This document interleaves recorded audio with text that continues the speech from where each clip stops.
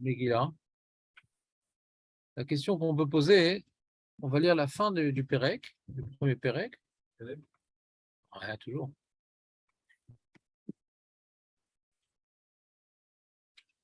On voit que donc, si je veux maintenant vous articuler de manière synthétique le premier Pérec, on voit donc qu'il est articulé en deux mouvements.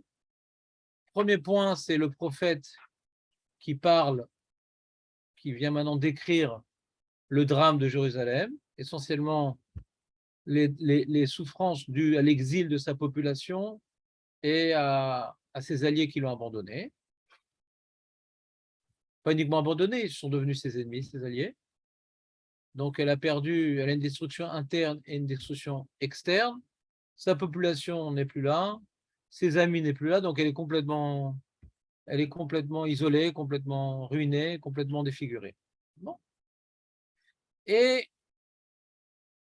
après, il donne la parole à Jérusalem, il fait parler Jérusalem, le prophète. Ça commence au verset 12, puisque jusqu'à présent,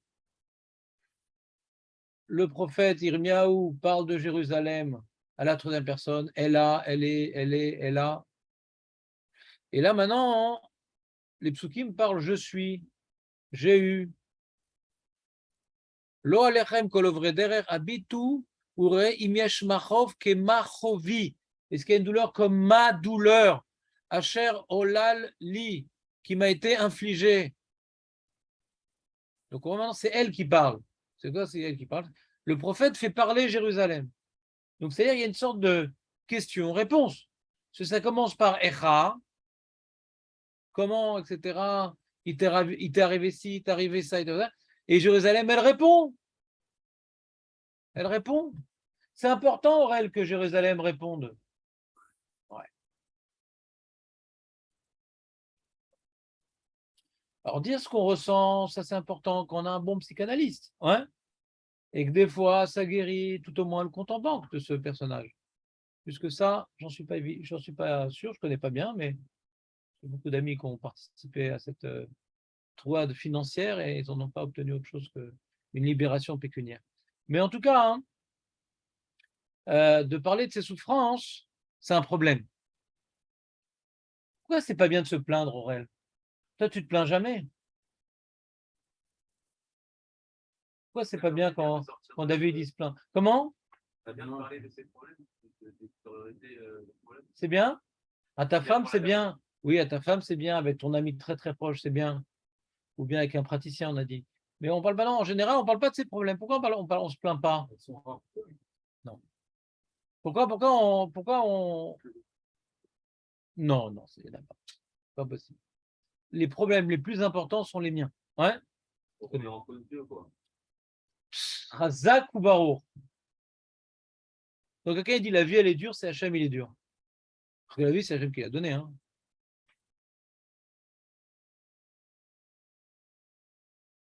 Donc, comme maintenant, donc Jérusalem, qu'est-ce qu'elle a fait, Jérusalem? Quand elle prend la parole, elle dit voilà, alors c'est vrai que j'ai une souffrance terrible, mais elle parle de sa souffrance pour dire quelque chose. Elle parle de sa souffrance pour dire quelque chose, Marco.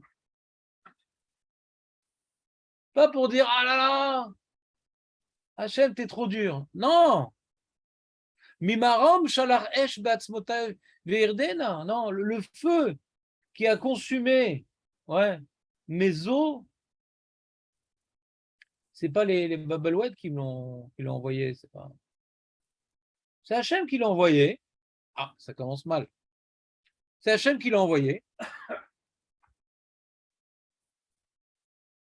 Et il explique dans le Passouk 14 comment maintenant ça m'a détruit ce feu-là. Il dit Niskad ol pesha'a beado. Hachem, il a attaché le joug de mes péchés. Niskad s'attacher. Ol, c'est le joug. Prends-toi un petit texte, Marco, comme ça. Mais il a mal au pied, Aurel. Tu peux lui amener un petit texte? Merci, Aurel.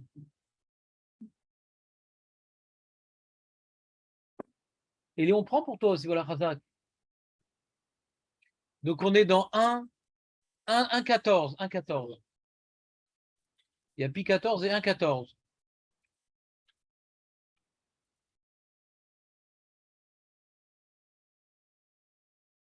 T'entends, Léon? Alors, c'est un passouk très fort. Il est très, très fort, ce passouk. C'est-à-dire, je pourrais rester sur ce passouk pendant 3 heures si je voulais. Sans respirer, sans reprendre, en apnée. Pourquoi? Parce qu'il y a un des fondements du judaïsme philosophique, kabbalistique, métaphysique, théologique, qui est écrit ici.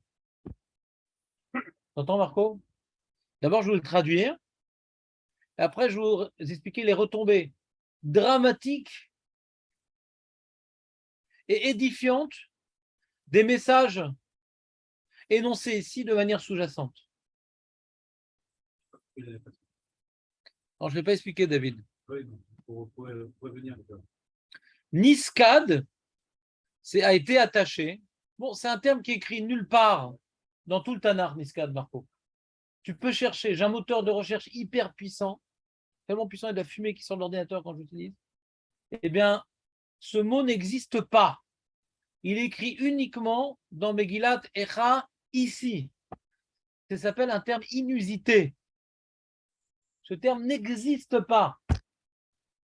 Donc, il y a différentes interprétations. L'interprétation essentielle, et je ne vous la prouve pas parce qu'on n'a pas le temps, c'est dire attaché. Comme si qu'avec Nikshar, c'est des mots inversés, ça ressemble un peu à Nikshar, le Dalet. Mais bon, il y a tout un jeu ici, phonétique, étymologique, de corrélation entre différentes sonorités que les commentateurs ont mis en place ici. Moi, je vous donne juste la conclusion. Parce que l'idée est plus importante que l'essentiel de la traduction qui elle-même prend du temps. Donc, Nishkad a été noué, a été accroché, a été attaché, comme si il y avait marqué Nikshar. Rol, le joug. Péchaï, c'est péché, péchaï. Péché, péchaï. Vers al péché.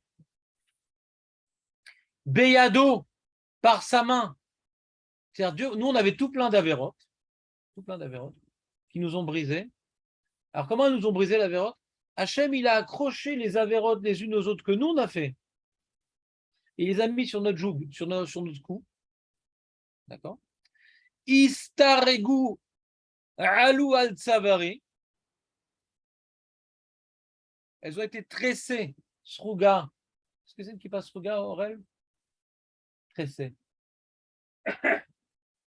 Istaregu alou al tsavari.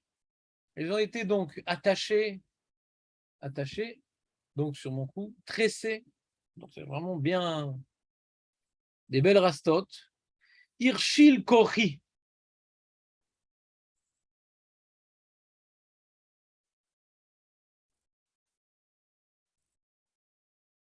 Kochi.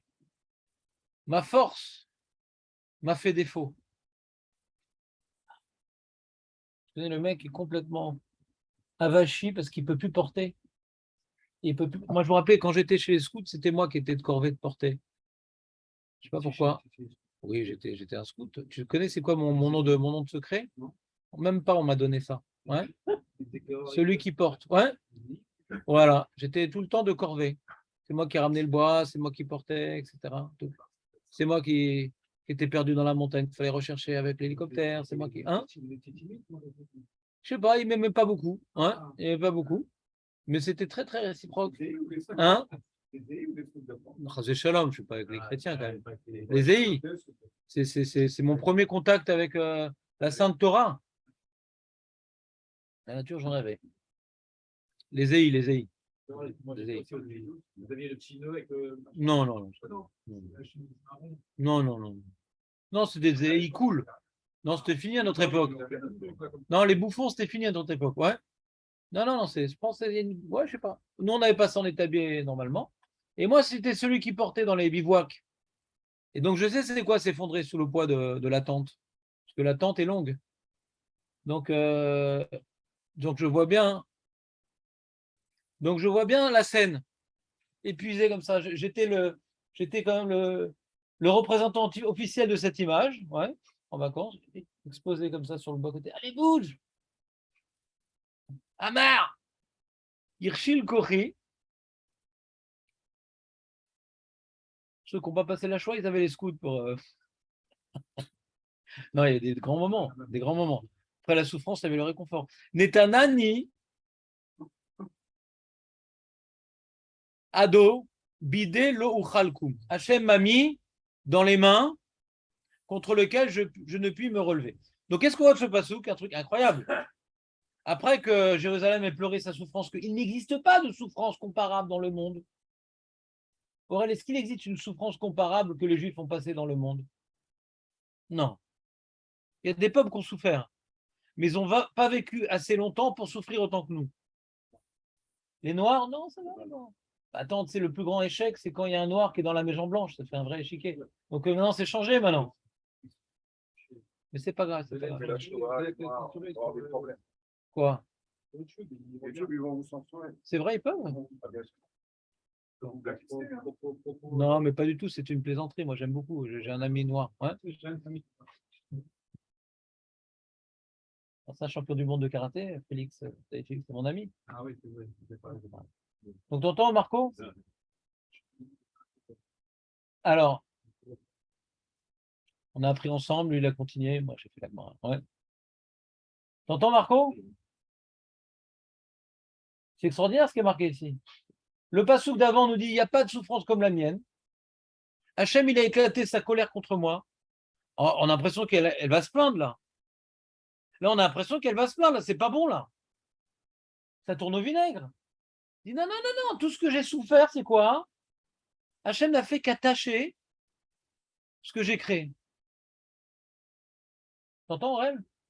Ce qu'on souffre dans la vie, c'est comme ma mère disait tout le temps quand j'étais petit, comme on fait son lit, on se couche. Vous connaissez cette expression ou pas? Vous connaissez cette expression, Aurel, ou pas, vous, trop jeune? C'est-à-dire qu'on vient subir. Ouais. Je vais vous faire une phrase importante. Je vais vous faire une très importante. Hachem quand on faute, Hachem, entre guillemets, est obligé, entre guillemets, parce qu'Hachem est obligé à rien, Hachem est obligé, entre guillemets, à retourner l'énergie destructrice contre celui qui l'a créé. Il y a un moment où la Midat Arachamim, le comportement miséricordieux, ouais, a perdu, on a dit sa laisse, la laisse a été érodée. Ouais. Même le temple d'Hérode a subi l'érosion. Donc la laisse a été érodée. Et donc la puissance, l'énergie destructrice générée par Méaverot se retourne contre celui qui les a créés. Mais ce n'est pas Hachem qui détruit. Alors j'ai mis dans le titre de ce passouk. Dieu n'est pas un destructeur. Il n'a fait que libérer la puissance autodestructrice de mes péchés.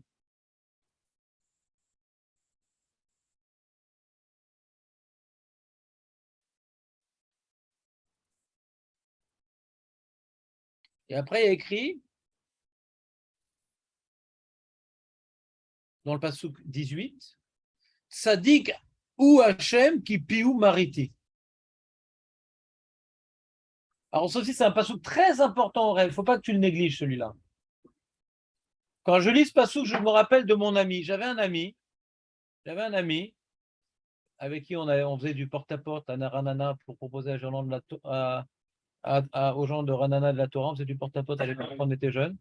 J'avais un ami qui s'appelait Rav Yoshua Amzalak Zirkono Livracha, qui est mort à 33 ans de la maladie. Et il a écrit un petit mot, une sorte de testament spirituel. Il a rapporté ce passouk-là. Donc quand je lis ce passouk, je pense à lui. Ou encore son sourire. Et il a marqué, dans ce il a rapporté ce passouk-là pour dire Sadik ou Hachem, Hachem, juste et l'éternel, qui piou mariti, car je me suis rebellé contre sa parole.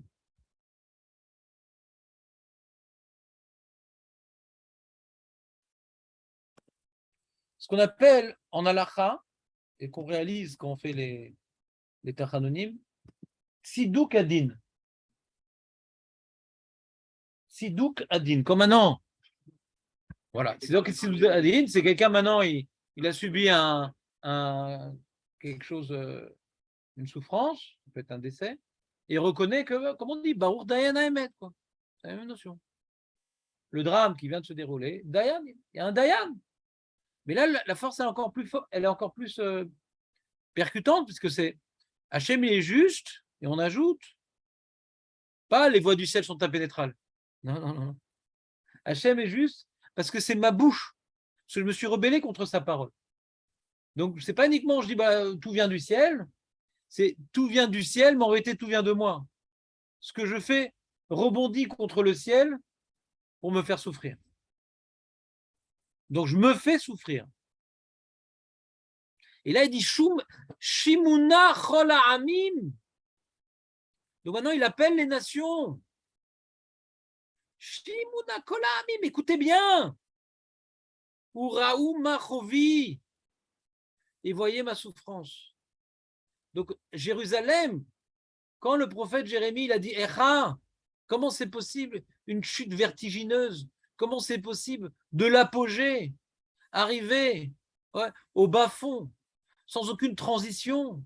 Comment cette ville, alors, au sommet des nations, admirée, crainte, remplie de vie, est devenue la ville humiliée, torturée, persécutée, vide de population, sans transition, d'un extrême à l'autre? Comment c'est possible? Donc il y a une question théologique. Comment on peut vivre, nous, tellement de malheur? On est le peuple de Dieu, comment ça nous arrive un truc pareil? Il y a une question, il y a un Chilul Hashem. Quand le Israël est puni, il y a un Chilul Hashem.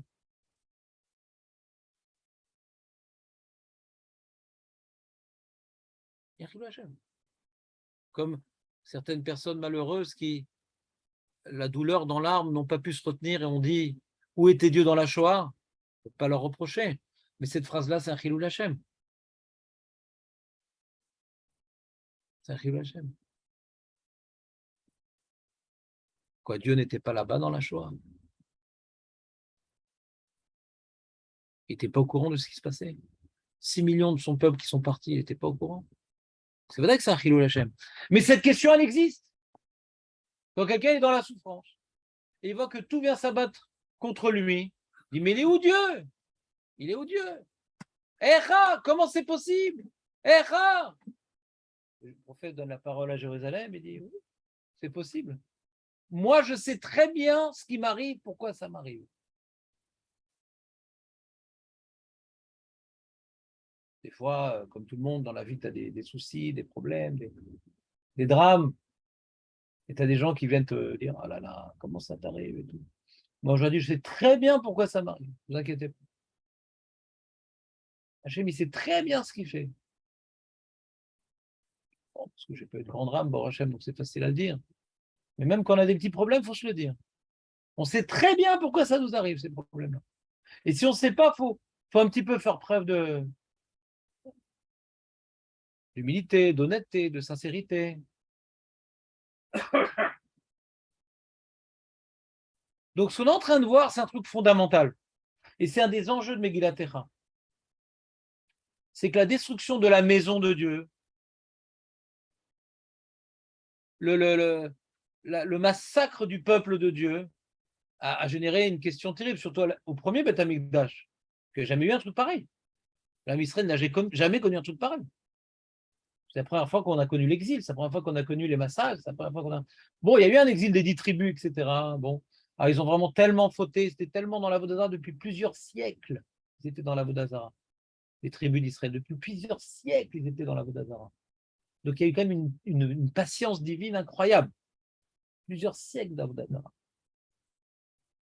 Puisque Jérovam, qui a commencé cette dérive idolâtre, il est venu la génération après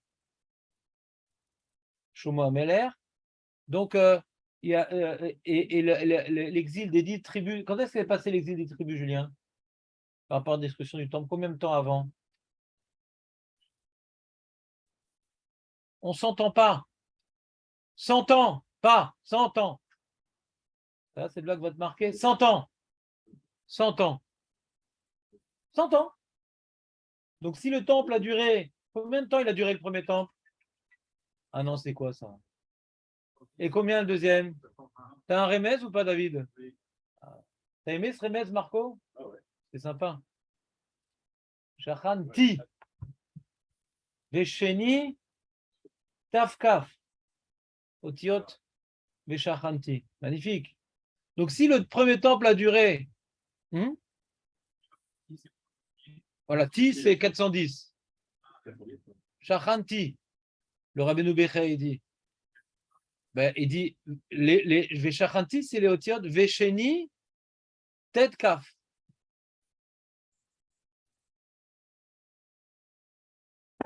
Donc, celui qui aime bien le Scrabble, il est content. Celui qui aime bien les moyens mémotechniques, il est content. Et celui qui aime bien le Rabbeinu Bechaye, il est content. Donc, tout le monde est content. C'est bon, Marco, on continue? Donc, si le temple a duré 410 ans, et que la génération d'après a commencé la Vodazara, le premier temple, c'est 410 ans, et que la Vodazara a commencé la génération d'après, ouais, et que les 10 tribus ont été exilées 100 ans avant le Beth Amikdash, donc c'est presque 3 siècles d'Avodazara. C'est énorme. Tu entends, Julien? C'est énorme, 3 siècles d'Avodazara. C'est un truc de fou. Donc, tu vois la patience divine quand même. Il y a les gens, les historiens, ils voient l'exil, les tribus, le courroux divin, la fumée qui sort des narines d'Hachem et tout. Les chrétiens marchent chez Mam. Ils disent, comment ils appellent l'Ancien Testament, les chrétiens? Ils disent c'est le Dieu, ouais, le Dieu vengeur et destructeur de l'Ancien Testament. Alors qu'ils ont le Dieu gentil, etc. Ils ont le Dieu de l'Inquisition et de la Croix-Rouge qui protège les SS. Ouais. Oui, ça, qui viennent, les chrétiens, qui viennent. Je les attends. Il n'y a pas de problème. Ça, j'ai pas de copains chrétiens. Ouais. Je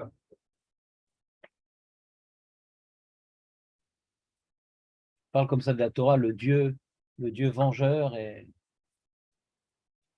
300 ans où ils ont à manger, ils ont à boire, ils ont des enfants, ils ont de l'argent, ils ont des victoires militaires, alors qu'ils font Avodah Zarah. Ça, c'est un Dieu vengeur.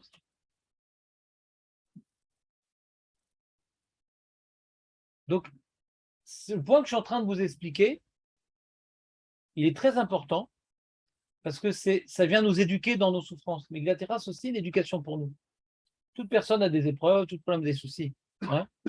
Il faut déjà reconnaître que ce n'est pas Hachem qui me fait du mal, c'est il a lâché la puissance autodestructive des péchés que j'ai créés.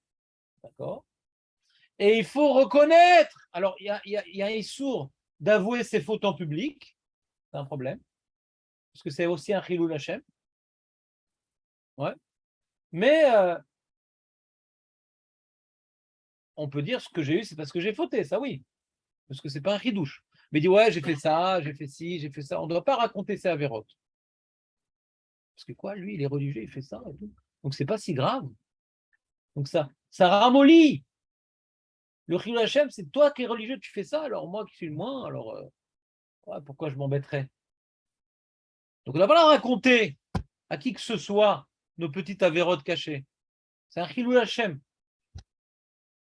Alors, si tu as besoin de poser une chéla un rat, comment faire tchouba, c'est particulier, c'est Betsina, c'est ton conseiller, c'est ton truc. Je ne dis pas que j'ai envie de vous écouter vos histoires, maman, choisissez-vous un autre âge. C'est vrai qu'on me raconte des histoires, ça. Je n'ai plus dormir de la nuit. Et donc, Bekitsour. Donc, ça, c'est première étape, éducation pour comment vivre les épreuves. Et curieusement, le premier chapitre termine par un truc incroyable, Julien. Un truc incroyable, Julien. Dans le avant-dernier passouk de ce chapitre, il termine.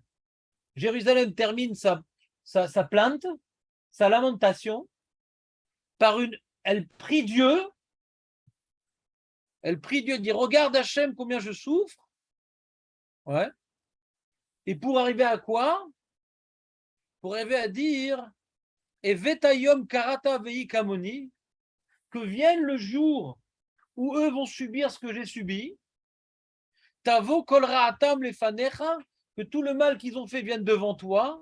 Veolel lamo kacher olal tali, et que tu leur fasses subir ce que tu m'as fait subir. Alcool pécha et surtout mes péchés. Car violents sont mes gémissements, et mon cœur est endolori. Attends, c'est quoi les demandes de vengeance? C'est pas beau? Maître Charbit, faites rarement ça, vous. Hein, Julien, comment tu comprends ces demandes de vengeance? C'est pas beau? C'est des mauvaises midotes. Alors, après que. Alors, il y a deux questions. Deux questions. Première question. Après, maintenant qu'elle a dit que tout ce qu'elle a subi, c'est à cause de ses avérotes, c'est pas Dieu, mais c'est ses avérotes. Ah, si c'est pas. Si c'est ses avérotes, donc, de toute façon, les Babyloniens, ils ont été envoyés de Dieu. Hein. Donc, eux aussi, ils sont un petit peu les envoyés de la providence.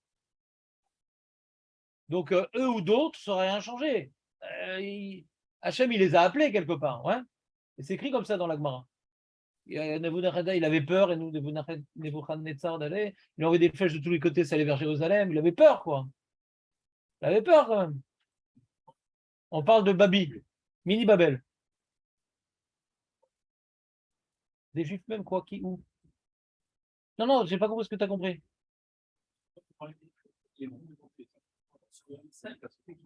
Non, Jérusalem, elle parle. Jamais la Megillat Eicha laisse parler Nabu. Ici, Jérusalem parle, elle dit regarde comme j'ai souffert et fais-leur subir tout le mal qu'ils m'ont fait, punis-les comme moi j'ai subi.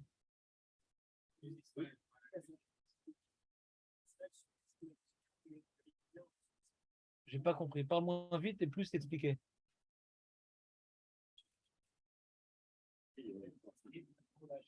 Jérusalem, c'est la population de Jérusalem, d'accord? Si tu veux. Non, c'est ça, c'est ça. Ça va t'aider beaucoup. C'est la population de Jérusalem. Encore une fois, je vous ai expliqué, les murs ne parlent pas. Les murs ne parlent pas.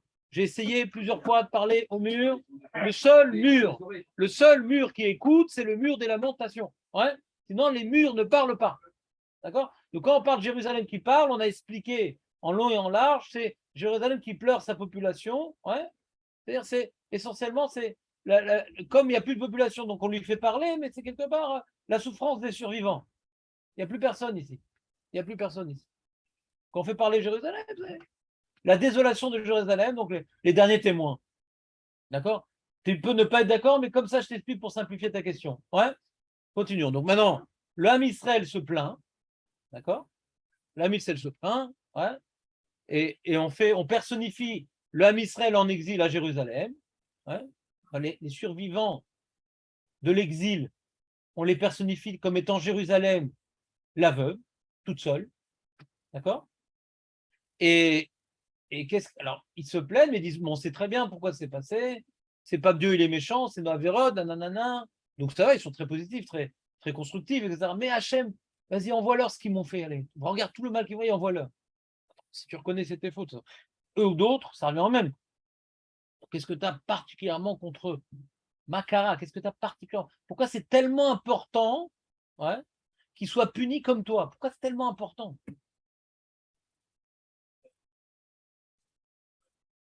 Voilà, Chazak ou Baro. Donc Julien, il a intelligemment utilisé les informations que je vous ai données. J'ai commencé le cours par parler du Chilou Lachem. Et quand en faute, il y a un grand problème de Chilou Lachem.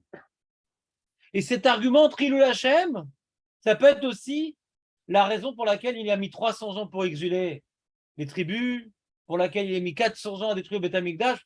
C'est très compliqué de faire ça. C'est très compliqué. Parce que dès que maintenant Hachem, il laisse éclater sa colère contre sa maison et contre son peuple, ouais, c'est-à-dire qu'il vient quelque part disparaître du monde. C'est très difficile après de retrouver un contact avec Dieu parce que tu as plein de pensées hérétiques dans les Goïm, dans le Ham Israël. C'est ce qu'on appelle Hachem, il a voilé sa face. Quand Hachem a voilé sa face, c'est pas maintenant qu'il y avait plein de soleil, maintenant il y a des nuages. Non, c'est pas ça, voiler sa face. Le fait d'avoir détruit le Beth Amikdash aussi voiler sa face. C'est très difficile après de voir Hachem dans le monde. Vous comprenez ce que je veux dire ou pas? Comment sa maison a pu être détruite si c'est Dieu? Comment son peuple a pu être tellement souffert si c'est Dieu? Donc on ne voit plus Dieu dans le monde. Quand le Ham Israël souffre, on ne voit plus Dieu.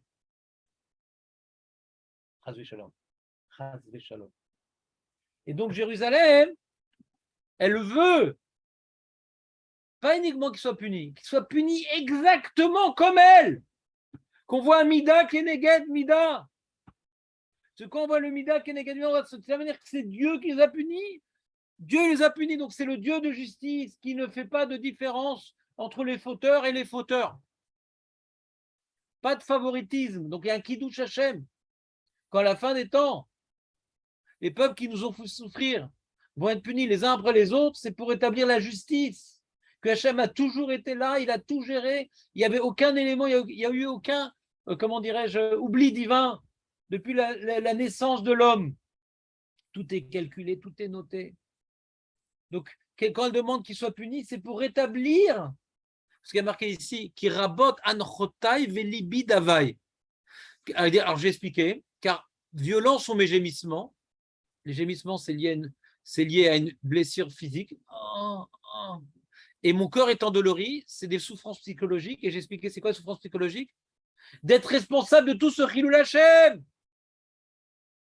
Je suis responsable de tout ça.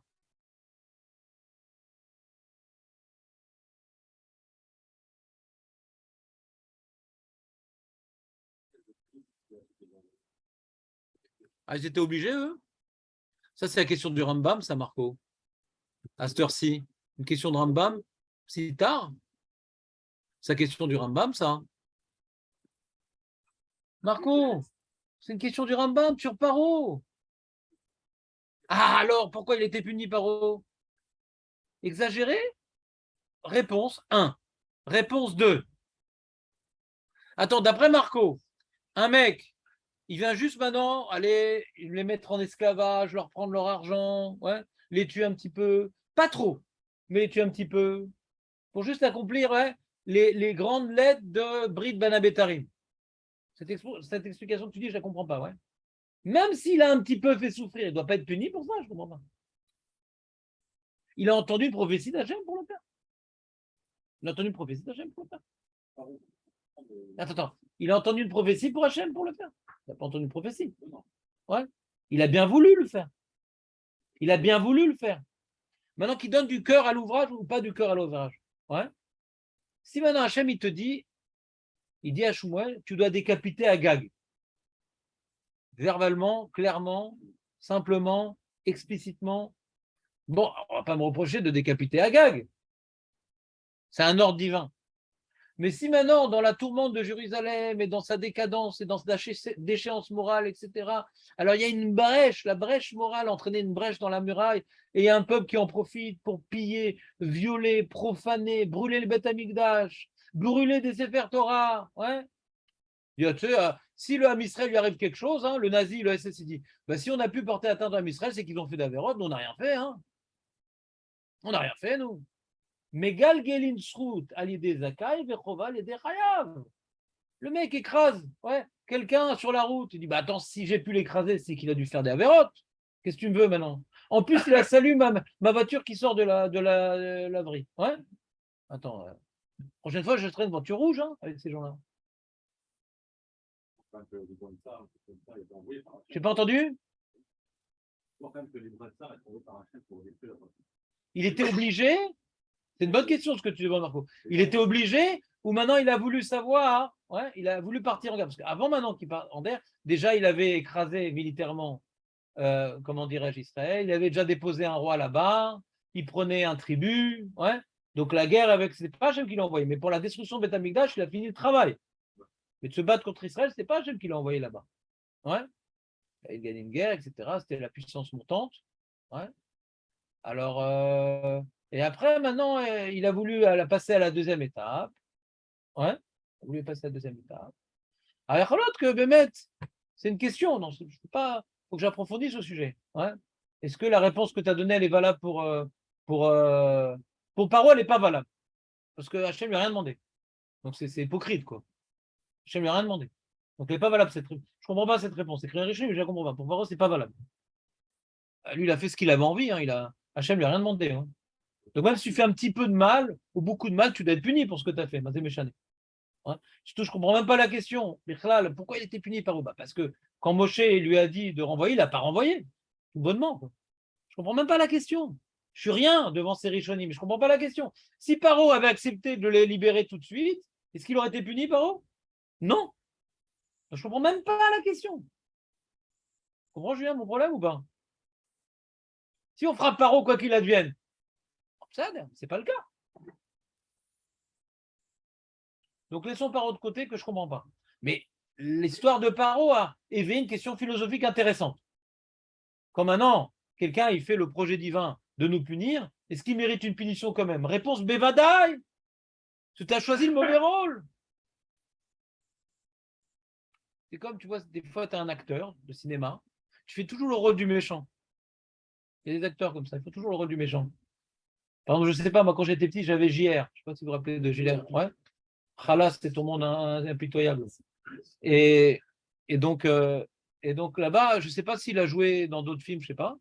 J'ai pas suffisamment d'expérience, mais j'imagine qu'on n'allait pas l'embaucher dans le rôle du gentil. Sinon, le mec, dans les 20 premières minutes du film, il est complètement embrouillé. Il cache son jeu. Donc, il a choisi le rôle du méchant. Et j'imagine que ça doit avoir des graves répercussions sur sa vie, je pense. Sa vie privée. Hein. Les gens ne l'aimaient pas. Hein. Non, c'est vrai, il a choisi le rôle du méchant. Et quand maintenant, je viens maintenant voler quelqu'un, je viens le frapper, je viens le tuer, je viens le faire du mal, même si c'était écrit à Rosh Hashanah qu'il devait lui arriver cette chose-là, mais ce n'était pas écrit que c'est moi qui devais le faire. J'ai choisi le rôle du méchant. D'accord? Donc, vadaï qu'il y a un libre arbitre et qu'on est puni pour le. Sinon, dans ce cas-là, Mouktoub, le mec, il dit j'ai rien fait, hein, c'est Hachem qui m'a poussé. Hachem t'a rien poussé. Hachem a ouvert une porte dans laquelle les cambrioleurs sont attirés. Tu n'es pas obligé d'être cambrioleur. D'accord? T'es pas obligé. Mais c'est vrai que la porte est ouverte. C'est parce que la porte est ouverte, tu vas cambrioler, Marco, quand même, en tant que fan. Ouais? Il y a les clés de tous les appartements. Donc, j'aimerais juste maintenant clôturer mon idée sur le point que Julien a dit. Ouais. Donc, si on résume le pré-Pérec, on peut le résumer donc, en 3 points. En 3 points. Premier point, on voit le prophète décrit la souffrance de Jérusalem qui est incompréhensible, une souffrance qui dépasse toute limite. Et c'est comment c'est possible ça. Donc ça, il vient d'écrire quelque chose de surnaturel. Donc ça éveille des questions, mais ça sous-entend une réponse déjà. Quand c'est surnaturel, déjà, ça éveille déjà, tu comprends, le Echa, déjà une réponse qui est sous-entendue quand tu dis Echa. Pourquoi? Parce que quand c'est quelque chose qui dépasse tout ce qu'on a, tous les schémas connus de l'histoire des hommes, tu comprends que c'est déjà plus une histoire humaine. Donc déjà, dans sa question, le prophète, il sous-entend la réponse de Jérusalem, qui est oui, j'ai souffert, Nahon, je souffre, et il n'y a pas de souffrance plus grande que la mienne. Mais elle ne vient pas des Babyloniens, elle vient d'en haut. Et cette souffrance-là, c'est pas parce qu'Hachem est destructeur, c'est mes péchés qu'il a libérés contre moi. Et qu'il libère les péchés contre moi. C'est pas mal, Hachem il est juste, c'est de ma faute. Donc on a la question, comment un truc surnaturel a pu se passer? La réponse de Jérusalem, oui, c'est possible, ça vient de Dieu. Quand ça vient de Dieu, ça doit s'exprimer de manière sans commune mesure. Donc c'est un truc qui doit. La manière que nos miracles, ils défient les lois naturelles, nos punitions aussi, elles défient les lois naturelles. C'est pas possible. 3 millions d'enfants, c'est pas possible. C'est pas possible. C'est pas possible. C'est pas possible. Si ça vient d'Hachem, c'est pour qu'on mette le. Ça ne peut pas être possible si c'est pas Hachem. Pourquoi c'est pas possible? Parce que déjà, c'est tellement puissant que c'est quelque chose qu'on n'a jamais entendu. Et qu'on vive encore, c'est pas possible. Qu'on vive encore, c'est pas possible. Après toute cette volonté destructrice du monde entier, et qu'on soit encore vivant, on sait très bien quand on étudie l'histoire de l'Allemagne, etc., l'histoire de la guerre, 1 an de plus, c'était fini pour nous. C'est fini. Les Russes, ils avaient perdu. Ouais, c'était pas loin de. C'était pas en bonne situation, les Russes. Hein. Pas du tout en bonne situation. Pas du tout en bonne situation. Les Anglais là-bas au Moyen-Orient, catastrophe. Ça tenait à pas grand-chose l'histoire. Hein. Il y a eu un revirement comme ça, miraculeux. On était à 2 doigts de disparaître. Ça ne peut jamais arriver, on est le peuple élu. Mais en tout cas, dans les livres d'histoire, on était à 2 doigts de disparaître. Donc, de toute façon, c'est extrême, notre histoire. Elle est extrême parce qu'on est le seul peuple qui est entièrement dirigé que par Dieu. Il n'y a aucune influence, ni les étoiles, ni les mouvements des plaques tectoniques, et ni les phénomènes anthropologiques et l'évolution des peuples et des civilisations. Ça n'a rien à voir avec l'homme Israël, tout ça. On est au-dessus de tout ça.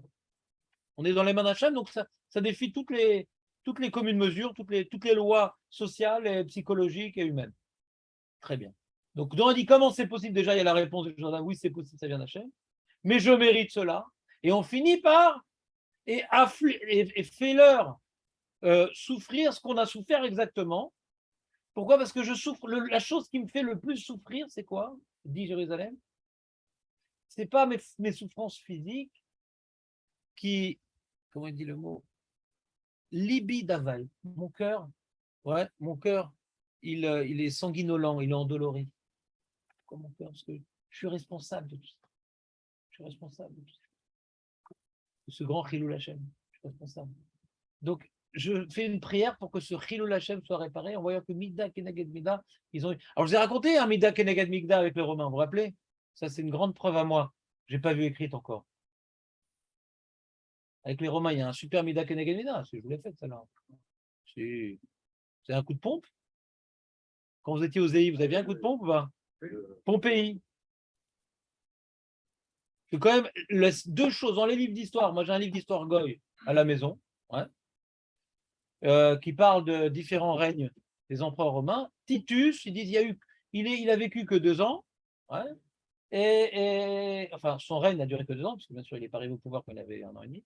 Donc, il a eu son règne a duré 2 ans. Il n'y a que 2 événements majeurs qui sont passés durant son règne. Les histoires n'ont retenu que 2 choses. La destruction du Beth Amikdash et le Vésuve qui a comment dire, calcifié, ouais, toute la classe sénatoriale, les généraux. C'était la ville où était contenu tout le pouvoir romain. Et dans toute l'histoire de Rome, même depuis après et avant, on n'a jamais eu le Vésuve qui a détruit une ville. C'est marrant quand même. C'est quand même marrant, non? Pile après, dans les 2 événements majeurs de Titus, il faut quand même mettre un grand picoros pour ne pas avoir quelque chose là-bas. Et quand je vois ici cette fila-là, ouais, quand je vois cette fila-là, je pense à Pompéi. Et en plus, c'est la seule ville romaine conservée intégralement de tout l'Empire romain. Vous entendez ou pas? C'est-à-dire, qu'est-ce qu'on a retenu de Rome? Qu'est-ce que l'histoire peut méditer à Rome? La klala d'Hachem. C'est que ça qui reste de Rome. Il y a quelques ruines à Tandakos, à Rome, etc. Même il y a des ruines. Mais là, moi j'y étais quand j'étais petit, j'étais marqué. La ville entière, tu vois les rues, les avenues, les places, grâce à cette, comment dirais-je, la lave et tout a été conservé. C'est incroyable. On voit les mosaïques, on voit. C'est pour les archéologues, c'est un bijou. Un bijou. Et pour nous, c'est une méditation profonde. On n'oublie jamais. Nous, en Israël, on a le même type de méditation. Le Ramban, il dit c'est la région de la mer morte. La région de la mer morte, c'est pour méditer au courroux divin en terre d'Israël. Israël, c'est une terre où on est dans le palais du roi. Donc la Vérote, ouais, même si après le déluge, Hachem a décidé de ne plus détruire le monde pour la faute des hommes, ouais, mais Israël n'ayant pas subi les eaux bouillonnantes du déluge, nous dit le Midrash, on reste comme avant le déluge, donc on reste encore à subir des destructions à cause du courroux divin. C'est le seul endroit. Et d'ailleurs, c'est éprouvé par Sdom. Sdom, c'est une sorte de déluge, quoi, déluge de feu. Déluge de feu. Et en Israël, quand tu vois cette région, ouais, on est un pays très fertile, ouais, très fertile. Pour Hachem, surtout pour la région. Et là, c'est la mort. En plein milieu de la région, c'est la mort. Avec la mer morte. C'est la seule mer morte du monde. Vous voyez le truc ou pas? C'est quand même. Faut être laïque pour ne pas voir ça. C'est la seule mer morte du monde. C'est l'endroit le plus bas du monde. La mer morte, c'est l'endroit le plus bas du monde. C'est marrant quand même, non? Du monde. Comment, dans ce petit pays, il y a tellement de choses qu'il n'y a nulle part ailleurs. C'est possible de ne pas croire en Dieu? Il y a trop de hasard. Et qu'est-ce que ça nous fait retenir, ça? Le même message que Pompéi. Le courroux divin. Hachem, il n'aime pas punir. Alors, il aime que quand il punit, qu'on s'en rappelle. Comme ça, il n'a pas besoin de le faire de nous. Et c'est une Gemara. Hachem n'aime pas punir. Donc, quelle est la prière d'Hachem? C'était une belle transition, Julien, ou pas?